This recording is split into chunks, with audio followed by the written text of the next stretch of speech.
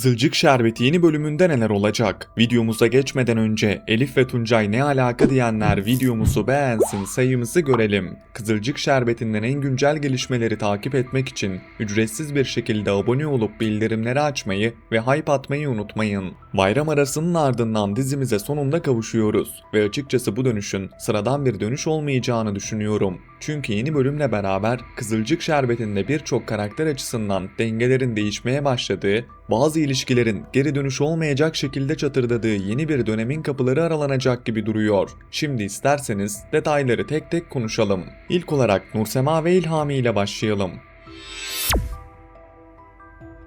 Yeni bölümde İlhami'nin Asil ve Nursema'nın konuşmasından ciddi şekilde rahatsız olacağını düşünüyorum. Zaten İlhami karakteri dışarıdan sakin görünse de içten içe birçok şeyi biriktiren bir yapıya sahip. Nursema'yı bu konuda uyaracaktır. Nursema ise ilk etapta İlhami'ye saygı duyup alttan alacak gibi duruyor. Ancak burada asıl mesele Nursema'nın ne yapacağı değil, Asil'in nasıl bir hamle yapacağı olacak. Çünkü bana göre bu ilişkinin kaderini değiştirecek asıl kişi tam olarak Asil. Asil'in İlhami'yi işten çıkarması bence yeni bölümün en kritik kırılma noktalarından biri olacak. Böyle bir hamle sadece İlhami'yi değil, doğrudan Nursema'yı da etkileyecek. Nursema'nın buna çok sinirleneceğini düşünüyorum. Zaten senaristler sanki İlhami ile Nursema'nın iyice çıkmaza girmesi ve sonunda boşanma noktasına sürüklenmesi için bütün tuşlara aynı anda basıyorlar. İlhami'nin işsiz kalması, ev içindeki ekonomik dengenin sarsılması ve üstüne bir de Nursema'nın Asil'in yanında çalışmaya devam etmesi bu evliliğin içindeki sorunları daha da görünür hale getirecek.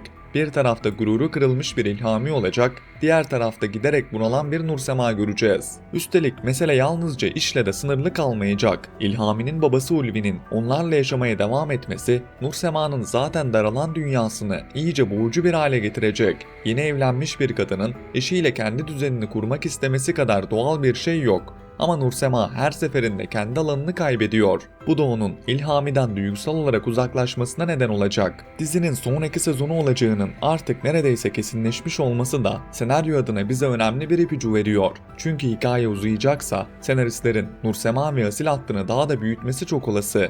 Ben açıkçası Asil ve Nursema arasındaki gerilimin kolay kolay bitmeyeceğini düşünüyorum. Tam tersine bu gerilim biraz daha beslenecek ve çok geçmeden duygusal bir yakınlaşmanın zeminini hazırlayacak. Burada belirleyici olacak nokta ise İlhami'nin tavrı. Eğer İlhami Nursema'ya güvenir, evliliğini toparlamak için gerçekten çaba gösterirse bazı şeyler farklı ilerleyebilir.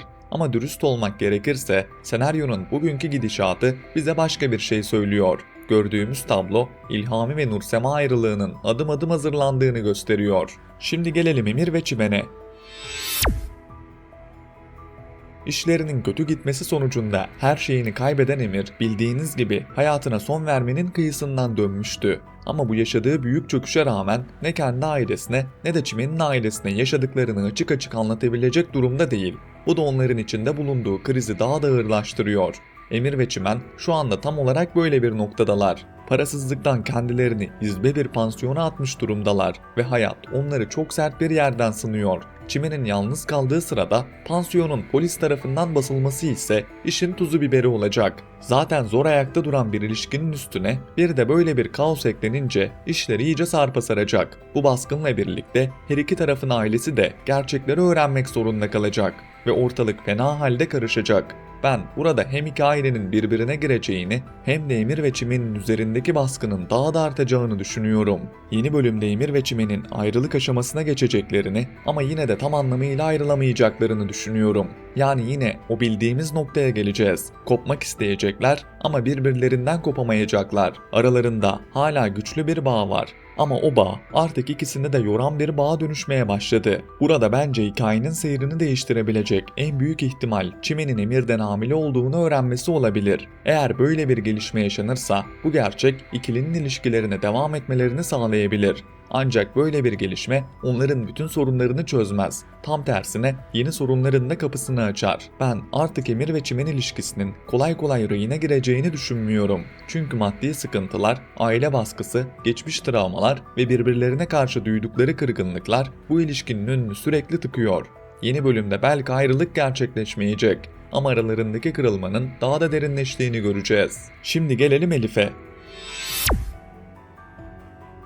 Elif yeni bölümde de sinir bozmaya tam gaz devam edecek gibi duruyor. Zaten ne zaman ekran başında görsek izleyiciyi çıldırtmayı başarıyor. Neyse ki bu kez Çimen'in Elif'in saçına başına girişeceği bir sahne izleyeceğiz gibi görünüyor da biraz olsun içimizin yağları eriyecek. Çünkü Elif uzun zamandır insanların hayatına karışıyor, ortamı karıştırıyor ve buna rağmen karşılığını pek görmüyordu. Ama asıl şok edici gelişme Elif ve Tuncay'ın yakınlaşması olacak. Gerçekten bakınca insanın aklına ilk gelen şey şu oluyor: Elif ve Tuncay ne alaka? Senaristler Tuncay karakteri diziye girdiğinden beri ona bir hikaye yazmaya çalışıyorlar. Ama bir türlü istedikleri etkiyi oluşturamadılar.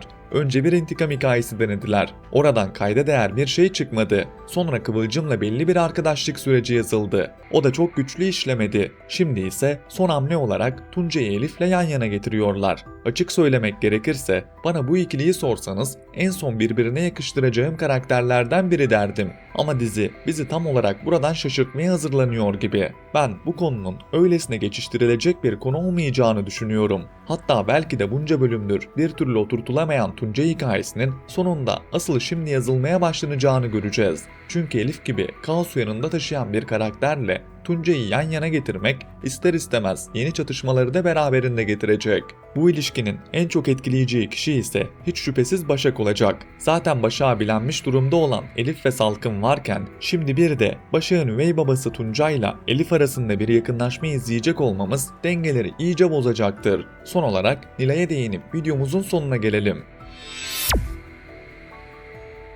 Yeni bölümde Yağız, Nilay'ı tatlı sözlerle kandıramayacağını anlayınca bu kez işi daha karanlık bir noktaya taşıyacak gibi görünüyor. Nilay'ı zoraki olarak elde etmek istemesi ve onu kendisiyle evlenmesi için tehdit etmesi bence hikayenin tansiyonunu yükseltecek. Nilay zaten Mustafa'yı kaybettikten sonra kendisini çok yalnız, çok savunmasız ve çok kırılgan hissediyordu. Ama ben bu süreçte Nilay'ın tamamen yalnız kalacağını düşünmüyorum. Evet, ilk etapta çok yalnız hissedecek. Ancak çok geçmeden bu durumu ailesine açacağını düşünüyorum.